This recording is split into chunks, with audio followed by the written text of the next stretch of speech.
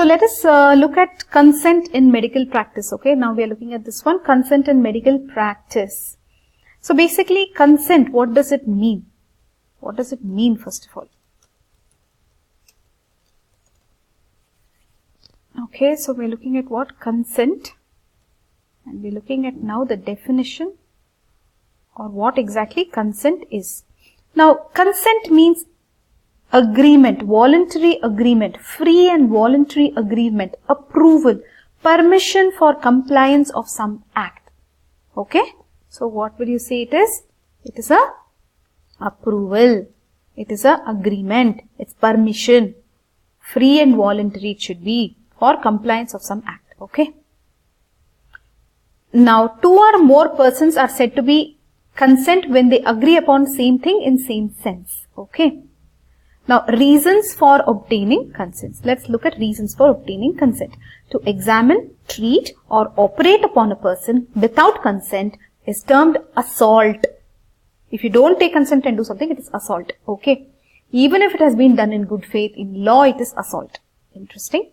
Failure to give full information to the patient before obtaining his consent for a procedure or operation can be called negligence on the part of doctor, and he may be charged for it. See, after you read all this, you will not feel like you may get very scared, but actually nowadays it has become so common to sue people, even neighbors sue neighbors. God knows, so many cases will be there. Anyways, you remember as a part of your profession, what you should know: failure to give full information to the patient before obtaining his consent for a procedure or an operation can be considered as negligence on the part of the doctor. So not giving information itself, though you have taken consent, not giving full information and then taking consent itself is a negligence. So you may get charged for it. Okay. Now there are types of consent. What are the two types of consent? Implied consent and expressed consent. Implied consent means what? The conduct of the person itself indicates that he is agreeable to some act. Okay. Now let us say a person walks into the doctor's office and he narrates his complaints. That means to say that some basic examination the doctor can do. Okay. Though in India it is considered like that, in foreign, even for that you have to get an oral consent from the patient. Okay. So basic simple procedures like checking pallor and auscultating, those things are considered implied. Okay. Now coming to expressed. Expressed can be oral or written. Now why will you need this? Basically if you want to check the abdomen or examine the breast, you may need an oral examination. Written you may need if you want to withdraw blood, right? For operations, for general anesthesia, you will have to take a written one. Now oral, it is enough sometimes, like for rectal examination, vaginal examination. Okay, orally it should be sufficient. Okay. Expressed means what? Expressed means stated by patients in distinct or explicit language without twisting of words, without ambiguity, either orally or in writing. It is stated by the patient distinctly, okay, either orally or by written.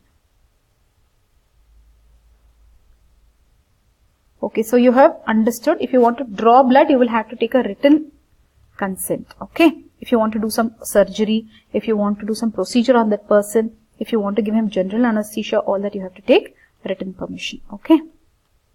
Now let us look at this term, informed consent.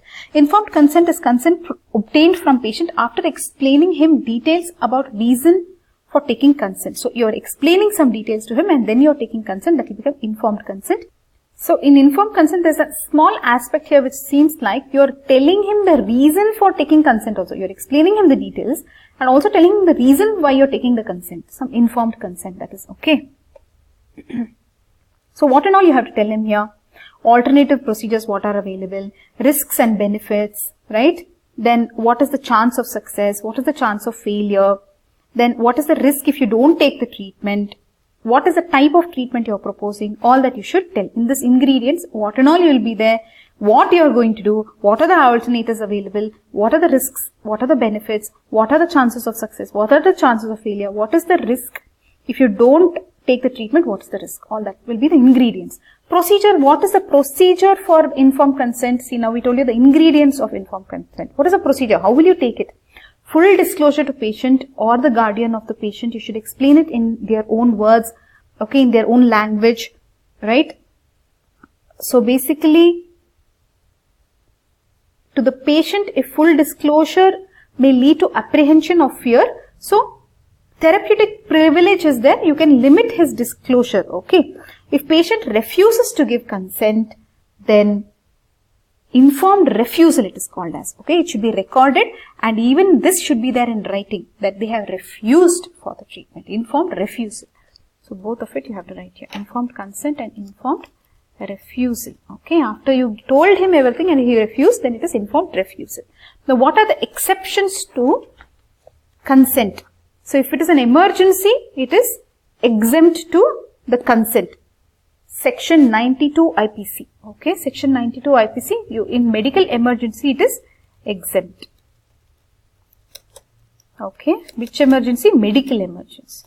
Then therapeutic privilege, withholding information in the benefit of the patient, that is called as therapeutic privilege, okay.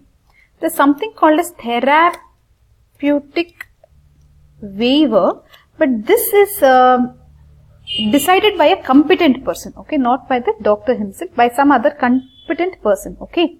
Then medico-legal post-mortem, you don't need to take consent, because you have to find out who killed him, right? You don't have to take consent for post-mortem, for medico-legal post-mortem, okay. Then examination of an arrested person, he won't give you consent probably. So examination of arrested person, you can examine. This is section 53 bracket 1 CRPC, okay. For prisoners, in the greatest interest of community, you can need not take a consent. On judicial order, the court orders you, you have to examine this guy, you have to examine that guy. Procedures, if they are compulsory by law, you will have to examine. So these are all the exceptions to consent. Now let us look at significance. Significance, actually they are saying for all purposes, informed consent is safe and best, okay. Informed consent is safe and best. That's what they are saying. Now let's move on, guys. What is invalid consent we have to look at, okay. So what is an invalid consent? Invalid consent, if it is not an informed consent, it's an invalid consent. If it is for an illegal act, like for criminal abortion, if they are giving consent, that is obviously not, it is an invalid consent. If it has been obtained, the consent you have obtained by misrepresentation, by fraud or threat, you threatened them, then it's invalid consent. If it is given by a person who is not in the legal capacity, like a minor or an insane, then it becomes invalid. So you have understood invalid means, basically, if it is not informed, then it is invalid. If it is like illegal act, like criminal abortion, it is invalid. If you have obtained it by misrepresentation of facts or a fraud, or if you have threatened the person, then it is invalid consent. If a person has no legal capacity, like a minor or an insane person, then it becomes invalid consent. We are done with invalid consent now. Now let us move to rules of consent. Here there are so many rules. Okay, we'll just try to tell you some things. Okay, pay attention here. The consent should be free, voluntary, intelligent, clear, informed, direct, personal. Okay, you will write all this. I think no need for you to break your head so much. I think. Let me see if in this textbook what and all is there. Okay, where's my pencil? Okay, my pencil is here, so I'm trying to read out from the textbook.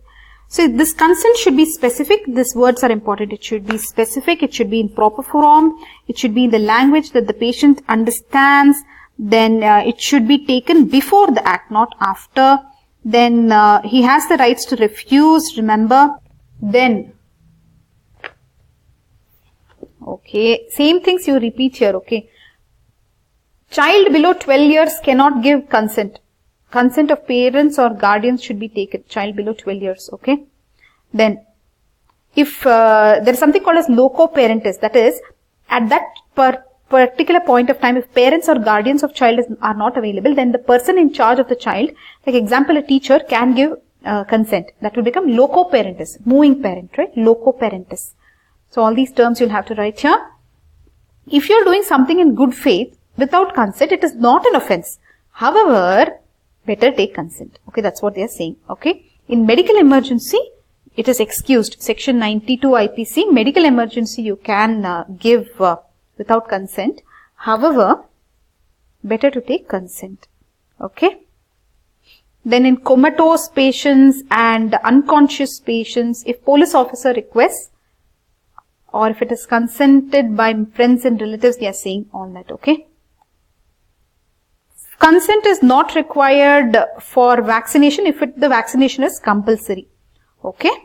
Consent of spouse is required for contraceptive sterilization. Sterilization, not for contraception, but for sterilization, you will have to take consent of spouse. Then an adult person can give his consent to donate his organs. Not donate, actually it's more like pledge his organs, let's say. Okay. For abortion, spouse consent is not required. For contraception, spouse consent is not required. But for sterilization, you will need consent of spouse, like vasectomy, tubectomy. Those are kind of things which are sterilization, right? So for that you need consent of spouse. So how is it going, guys? The screen hasn't moved and probably you're sleeping. Okay. Then pathological autopsy.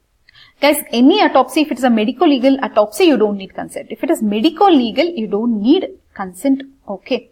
Now let's, last point here, significance. Let us look of significance. Consent is required for all cases of medical examinations. Okay. Treatment.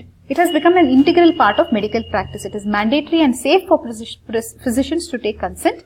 So please take consent, they are saying. Okay. And take it in writing, they are saying, to avoid legal suits. Protect yourself, they are saying. Okay. So that is about types of consent in medical practice. Let us just once, let's take a recap. So basically it is a approval permission agreement.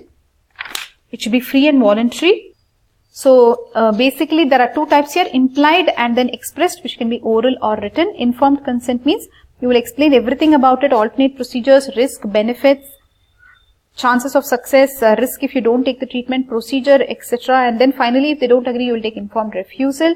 Then exceptions, all the exceptions have been written here. So emergency, medico-legal post-mortem, therapeutic privilege, therapeutic waiver, prisoners, right? Judicial order if it is there, if it is compulsory according to law. Then basically invalid consent means if it is not informed consent, and if it is for illegal acts like criminal abortion, misrepresentation of facts, fraud, if you are threatening the person, and if the person is not in the legal capacity like a minor or an insane, all those will be invalid. Now rules we told you, basically the same things are repeating again and again here. Rules of consent, basically it should be in proper form, it should be specific, it should be taken before the act is done. He has the rights to refuse, use the same language as the patient, okay. Then basically, loco parentis, a teacher can allow if parents or guardians are unavailable. For child below 12 years, they cannot give valid consent, children cannot give. Below 12 years, adult consultation is required for examination. Okay, then. For compulsory vaccination, no need of taking consent. Remember, in case of spouse consent not required for abortion, spouse consent not required for contraception, spouse consent is required for sterilization. Then, medico-legal autopsies, no need of taking consent. That's all, guys. Protect yourself. They are saying avoid legal suits. Always better to take consent. Okay. That's all for now. Bye bye. Bye bye. Bye bye.